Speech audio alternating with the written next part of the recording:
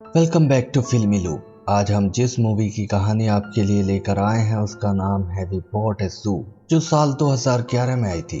कहानी की शुरुआत में बेंजामिन नाम के आदमी को दिखाया जाता है जिसे अपनी पत्नी को खोए हुए अभी कुछ ही महीने हुए और अब वो अकेले ही अपने 2 बच्चों की जिम्मेदारी उठा रहा है। लेकिन बाहर से वो जितना मजबूत दिखता है अंदर से उतना ही टूटा हुआ है। एक तरफ काम का दबाव और दूसरी तरफ बच्चों की परवरिश, इन सब के बीच वो हर दिन खुद को संभालने की कोशिश कर रहा है। लेकिन सच ये है कि बेंजामिन खुद ही उस दर्द से बाहर नहीं निकल पाया है। वो उन जगहों से दूर भागता है जहां उसे अपनी पत्नी की याद आती है, खासकर वो कैफे जहां वो पहली बार मिले थे। लेकिन अब तो घर का माहौल भी उसे अपने और बच्चों के लिए सही नहीं लग रहा। घर का हर कोना उसे उसकी पत्नी और बच्चों को उनकी माँ की याद दिलाता है। खुशी तो उनकी जिंदगी से जैसे गायब सी हो गई है। बेंजामिन के ऊपर तो बच्चों की जिम्मेदारियां हैं, इसलिए वो अपने आप को मजबूत दिखाने की कोशिश करता है। लेकिन उसका बेटा डिलन माँ के जाने के बाद पूरी तरह बदल गया है। घर में ना वो किसी से बात करता है और जरा सा कुछ कहने पर बेंजामिन से लड़ पड़ता है। स्कूल में भी बदतमीजी करना, चोरी करना और अपनी पेंटिंग्स में डरावनी तस्वीरें बनाना, ये उसका रोज रोज का किस्सा बन गया है। आखिरकार स्कूल उसे निकाल देता है और प्रिंसिपल बेंजामिन से कहता है कि एक पिता होने के नाते उसे अपने बेटे की अंदर की हालत को समझना होगा। इन सब के बीच बेंजामिन की छोटी बेटी रोजी ही है जो उसे टूटने नहीं देती। वो छोटी छोटी चीजों में अपने पापा का ख्याल रखती है, कभी सैंडविच बनाकर, कभी प्यारी सी स्माइल देकर। बेंजामिन को उसमें अपनी पत्नी की झलक दिखाई देती है, लेकिन अपनी माँ के बिना उसकी इस मुस्कान में जो खालीपन है बेंजामिन को वो साफ नजर आता है। उसे समझ नहीं आ रहा कि वो ऐसा क्या करे जो बच्चे फिर से हंसी खुशी रहने लगे। उसका बड़ा भाई उसे समझाता है कि अब उसे जिंदगी में आगे बढ़ना चाहिए, किसी नए रिश्ते के बारे में सोचना चाहिए। यहाँ तक कि कई सिंगल वीमेन उसकी तरफ अट्रैक्ट भी हैं। उनमें से कई तो अक्सर उसके लिए खाना भी लेकर आती हैं। लेकिन बेंजामिन का दिल आज भी अपनी पत्नी के साथ ही अटका हुआ है। एक दिन वो अपनी नौकरी भी छोड़ देता है, जिसके बाद उसे एहसास होता है कि अब उन्हें एक नई शुरुआत करनी होगी। वो शहर से दूर किसी शांत जगह एक घर खरीदने का प्लान बनाता है, क्योंकि नई जगह का नया माहौल बच्चों को इस गम से उबरने में मदद कर सकता है। अगले दिन वो रोजी को लेकर कोई नया घर ढूंढने निकलता है। एजेंट उन्हें कई अच्छे घर दिखाता है, लेकिन बेंजामिन को सिर्फ एक घर नहीं बल्कि एक ऐसी जगह चाहिए जहां शांति हो, खुलापन हो और उसके बच्चे फिर से खुश रह सके। फिर आखिरकार उसे एक घर पसंद आ जाता है, बड़ा सा खुला मैदान, बिल्कुल वैसा जैसा वो चाहता था। भले ही इसमें उसकी सारी जमा पूंजी लग जाए, लेकिन वो इसे खरीदने का पूरा मन बना लेता है। मगर तभी उसे पता चलता है कि ये कोई आम घर नहीं बल्कि एक चिड़ियाघर है जो 2 साल से बंद पड़ा है। उसे बताया जाता है कि ये जगह उसे एक ही शर्त पर मिल सकती है,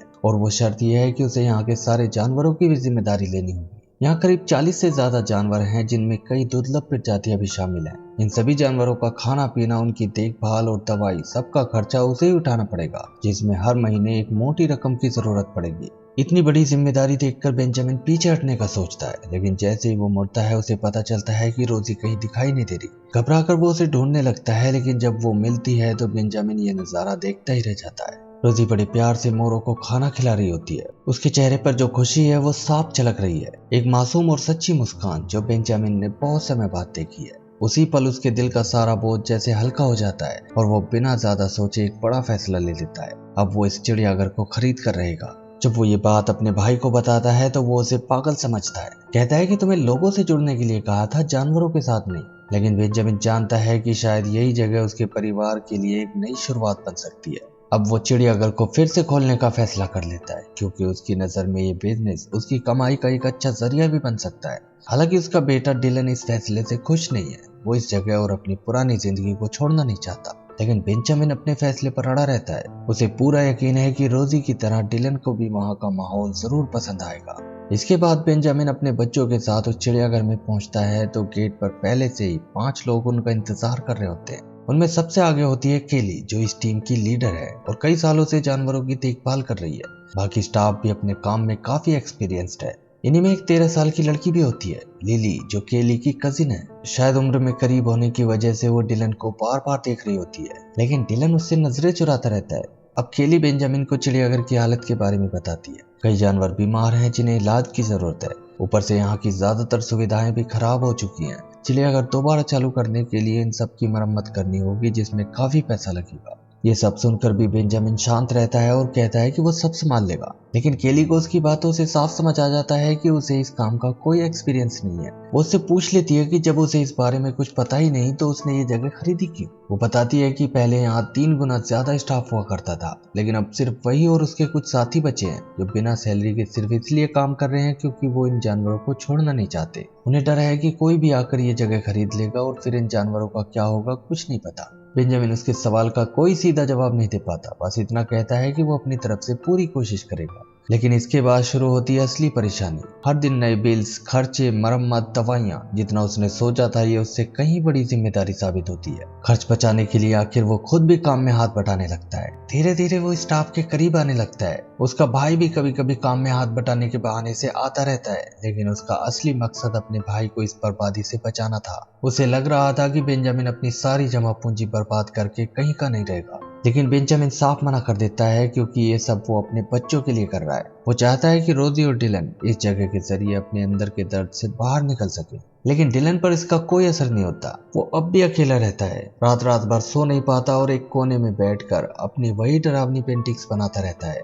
एक दिन केली की कजिन लिली उसके लिए सैंडविच लेकर आती है। वो उससे बात करने की कोशिश करती है, लेकिन डिलन उसे इग्नोर करता रहता है। डिलन को लगा था कि लिली भी उसकी पेंटिंग्स देखकर डर जाएगी और वही कहेगी जो सब कहते हैं, लेकिन उल्टा वो कहती है कि उसे उसकी ड्राइंग पसंद है, बस उसमें थोड़ी रोशनी की जरूरत है। डिलन दिखाता है कि उसे कोई फर्क नहीं पड़ता, लेकिन वो काफी देर तक उसे जाते हुए देखता रहता है। बहुत वक्त के बाद पहली बार उसे किसी की बातें अच्छी लगी थी। उस दिन के बाद से लिली रोज उसके लिए कुछ न कुछ लेकर आने लगती है, खाना, बातें और कभी कभी सूरज की ड्राइंग। धीरे धीरे डिलन भी अपनी पेंटिंग्स में रंग भरने लगता है। दूसरी तरफ बेंजामिन पर जिम्मेदारियों का बोझ लगातार बढ़ता जा रहा है। हर दिन नए बिल्स, नए खर्चे, जल्दी उसका सारा अकाउंट खाली होने लगता है। वो चेक पर चेक साइन करता जा रहा है, यहाँ तक कि उसे अपने क्रेडिट कार्ड तक इस्तेमाल करने पड़ रहे हैं। शारीरिक और मानसिक दोनों तरह से वो टूटने लगता है, लेकिन फिर भी वो हार नहीं मानना चाहता, क्योंकि अब ये सिर्फ एक चिड़ियाघर नहीं बल्कि उसके परिवार की नई उम्मीद बन चुका है। एक शाम पूरे दिन की भागदौड़ के बाद आखिरकार उसे थोड़ी राहत मिलती है, लेकिन जैसे ही वो आराम करने बैठता है उसकी नजर केली पर पड़ती है, जो अब भी देर रात तक काम कर रही होती है। बेंजामिन उसे आराम करने के लिए कहता है, बोलता है कि बाकी काम वो खुद संभाल लेगा। केली को घर भेजकर वो अपनी बेटी रोजी के साथ एक बीमार बाघ को दवाई देने जाता है। जानवरों का डॉक्टर साफ कह चुका होता है कि उसके अंग धीरे धीरे फेल हो रहे हैं और अब उसे दर्द से बचाने का एक ही तरीका है, उसे हमेशा के लिए सुला देना। लेकिन बेंजामिन ये फैसला लेने को तैयार नहीं होता। रात को सोने से पहले रोजी एक सवाल पूछती है जो बेंजामिन को अंदर तक हिला देता है। वो पूछती है क्या मम्मी को भी उतना ही दर्द हुआ था जितना इस बाघ को हो रहा है। ये सुनकर बेंजामिन समझ जाता है कि रोजी सिर्फ सवाल नहीं पूछ रही, वो अपनी माँ को मिस कर रही है। वो उसे प्यार से समझाता है और कुछ ऐसी बातें कहने लगता है जिससे पता चलता है कि वो भी अपनी पत्नी को बहुत मिस कर रहा है। लेकिन दरवाजे के बाहर खड़ा डिलन भी चुपचाप ये सब सुन रहा होता है और अपनी आंखों से आंसू पोंछ रहा होता है। वो भी अपनी माँ को उतना ही याद करता है, बस फर्क इतना है कि वो अपने दर्द को दिखाता नहीं। अगले दिन जब सब लोग जू की मरम्मत करने में लगे होते हैं, तभी अचानक एक इंस्पेक्टर वहां पहुंच जाता है, जबकि उसे अगले महीने आना था। ये इंस्पेक्टर पहले इसी जू में काम करता था और केली को पसंद करता था, लेकिन केली ने कभी उसे भाव नहीं दिया। शायद यही वजह है कि अब वो अंदर ही अंदर चलता है और मौका मिलते ही चिड़ियाघर को फेल करने की कोशिश करता है। इंस्पेक्शन के बाद जब इंस्पेक्टर अपनी रिपोर्ट देता है तो पता चलता है कि कम से कम 12 बड़ी कमियां हैं, जिन्हें ठीक करने में करीब 50,000 से 1 लाख डॉलर तक का खर्चा आएगा। ये सुनते ही बेंजामिन के ऊपर जो दबाव था वो हद पार कर जाता है। गुस्से और हताशा में वो पास रखा एक लकड़ी का बैरल जोर से लात मारकर गिरा देता है। सबको लगता है कि अब वो हार मान लेगा, लेकिन अगले ही पल वो खुद को संभाल लेता है, बैरल को सीधा करता है और इशारे से बताता है कि अभी हम खत्म नहीं हुए हैं। लेकिन एक सच्चाई ये भी थी कि एक डूबते हुए चिड़ियाघर को दोबारा खड़ा करना कोई आसान काम नहीं था। ये जगह अब एक ऐसे गड्ढे की तरह बन चुकी थी जो लगातार उसका पैसा निकलती जा रही है। बेंजामिन की इस हालत को सबसे अच्छे से समझती थी जू की अकाउंटेंट। वो सबसे कहती है कि किसी को भी ये उम्मीद नहीं रखनी चाहिए कि बेंजामिन इस जू को बचाने आया है। वो उसे एक फ्रॉड तक कह डालती है और सबके मन में ये बातें डाल देती है कि इस जगह को खरीदने का बेंजामिन का सिर्फ एक ही मकसद था, इस चिड़ियाघर को पूरी तरह बंद करवाना और इन जानवरों से पीछा छुड़ाना। ये बात सुनकर केली को बहुत गुस्सा आता है, क्योंकि इस चिड़ियाघर को बचाने की कोशिश में वो सब कई साल से बिना सैलरी के ही काम कर रहे थे। ऐसे में अगर अकाउंटेंट की बात सच निकली तो उनकी सारी मेहनत पर पानी फिर जाएगा। मगर अभी भी इस बात पर उसे पूरा विश्वास नहीं है। बेंजामिन से उसे ये उम्मीद नहीं है। ये बात लिली डिलन को बताने जाती है क्योंकि वो उसे पसंद करती थी और उसे लगा कि डिलन भी उसे पसंद करने लगा है। उसे छोड़कर जाने की बात पर उसे दुख होगा, लेकिन डिलन तो अपने घर वापस जाने की सोचते ही खुश होने लगता है, जैसे लिली से दूर होने का उसे कोई फर्क ही नहीं पड़ता। इससे लिली का दिल टूट जाता है और वो चुपचाप उसके पास से चली जाती है। उधर बेंजामिन पैसों की टेंशन में डूबा हुआ था और ऐसे बुरे वक्त में उसे अपनी पत्नी की और भी ज्यादा याद आ रही थी। उसकी याद में आज वो एक पुरानी हुडी पहन लेता है जिसे कभी कभी उसकी पत्नी भी पहन लेती थी। लेकिन तभी उसे उस जेब में कुछ मिलता है। ये बैंक के डिपॉजिट बॉक्स का एक टिकट था। जब वो उसे चेक करता है तो उसे पता चलता है कि उसकी पत्नी ने उसके लिए एक एडवेंचर फंड छोड़ रखा था, करीब $80,000। वो जानती थी कि बेंजामिन को चुनौतियां पसंद है, इसलिए उसने ये पैसा उसके लिए आखिरी सहारे के तौर पर रखा था। अब जैसे ही बेंजामिन के भाई को ये पता चलता है, वो तुरंत कहता है कि अच्छा हुआ तुम्हारी पत्नी ने मरने के बाद भी तुम्हें बचा लिया, वरना उस चिड़ियाघर के चक्कर में तुम सड़क पर आ जाते। वो उसे सलाह देता है कि अभी भी वक्त है, इस पैसे से चिड़ियाघर छोड़कर नई जिंदगी शुरू करो। बेंजामिन भी कह देता है कि ठीक है, लेकिन उसके मन में अपनी पत्नी की एक बात चल रही थी। $80,000 के साथ ही उसने एक लेटर भी छोड़ा था जिसमें उसने लिखा था कि अपने मन की सुनना किसी और की नहीं। और बेंजामिन का मन तो बस एक ही बात कह रहा था कि उसे चिड़ियाघर चालू करना है। उसने अपने परिवार को एक नई शुरुआत देने के लिए यह जगह खरीदी थी ताकि उसके दोनों बच्चे डिलन और रोजी अपनी माँ के जाने के दर्द से बाहर निकल सके। और कहीं ना कहीं ये सच होता हुआ भी दिख रहा था। रोजी जानवरों के बीच खुश रहने लगी थी। उसके लिए हर दिन एक नया एडवेंचर बन गया था। और डिलन जो अपनी माँ के जाने के बाद वो सेल और अकेला रहने लगा था, वो भी धीरे धीरे नॉर्मल होने लगा है, खासकर जब से उसकी मुलाकात लिली से हुई थी। जहाँ तक बेंजामिन की खुद की बात है, चिड़ियाघर की जिम्मेदारियों ने उसे इतना व्यस्त कर दिया है कि कुछ समय के लिए ही सही, मगर वो भी अपने दुख को भूल जाता है। लेकिन एक दूसरा पहलू ये भी था कि चिड़ियाघर की ओपनिंग तक उसके इन $80,000 में से भी कुछ नहीं बचेगा, और अगर इस बार भी कोई प्रॉब्लम हुई तो फिर उसे बर्बाद होने से कोई नहीं बचा पाएगा। अब बेंजामिन के सामने चिड़ियाघर का पूरा स्टाफ इकट्ठा होता है। सबको लगता है कि अब वो हार मानने वाला है, लेकिन बेंजामिन सबको चौंका देता है। वो ऐलान करता है कि वो पूरे $80,000 जू को ठीक करने में लगाएगा। ये सुनते ही सबके चेहरों पर मुस्कान आ जाती है और अब से सब मिलकर दिन रात मेहनत करने लगते हैं। धीरे धीरे चिड़ियाघर बदलना शुरू हो जाता है और अब ऐसा लगने लगता है कि गर्मी की छुट्टियों तक इसकी ओपनिंग हो ही जाएगी। मगर खुलने के बाद लोगों का रिस्पॉन्स कैसा होगा, इस बात को लेकर बेंजामिन के दिल में थोड़ा सा डर था। एक दिन वो रोजी के साथ शॉपिंग करने जाता है, तभी कैशियर को पता चल जाता है कि वो चिड़ियाघर का मालिक है। ये पता चलते ही वो एक्साइटमेंट में कहती है कि ओपनिंग होते ही वो अपने पूरे परिवार के साथ चिड़ियाघर आने वाली है। वो वहीं पर एडवांस में टिकट भी बुक करवा लेती है, जिससे बेंजामिन को एहसास होता है कि ये चिड़ियाघर सिर्फ एक बिजनेस नहीं है, ये लोगों की यादों का हिस्सा है और शायद इसी वजह से इसे बचाना इतना जरूरी है। लेकिन जहाँ एक तरफ चिड़ियाघर धीरे धीरे संभल रहा था, वहीं दूसरी तरफ डिलन फिर से उसी डिप्रेशन का शिकार होने लगा है। हर दिन ठीक 4 बजे लिली उसके लिए सैंडविच लेकर आती थी, लेकिन अब चाहे वो कितनी भी बार घड़ी देख ले, लिली नहीं आती। उसका इंतजार धीरे धीरे बेचैनी में बदलने लगता है और एक रात वो फिर से बेंजामिन से झगड़ पड़ता है। वो कहता है कि आप मुझसे नफरत करते हो, मुझे बस झेल रहे हो। बेंजामिन भी गुस्से में कह देता है कि इस तरह कब तक अपने आप पर तरस खाते रहोगे, काम में मेरा कुछ हाथ बटाओ, अपनी बहन का ख्याल रखो। लेकिन फिर वो शांत होकर कहता है कि हम सब एक मुश्किल वक्त से गुजर रहे हैं, जल्दी सब ठीक हो जाएगा। अगली सुबह तक डिलन को भी एहसास हो जाता है कि सिर्फ वो ही अपनी माँ की मौत का गम नहीं झेल रहा, बल्कि उसके डैड की भी यही हालत है। वो दोनों ही अपना अपना गम छुपाए हुए थे, जो आज के झगड़े में सामने आ गया। सुबह को डिलन अपने बर्ताव के लिए उससे माफी मांगता है और बेंजामिन भी कहता है कि वो अपने बेटे की फीलिंग्स को समझ ही नहीं पाया।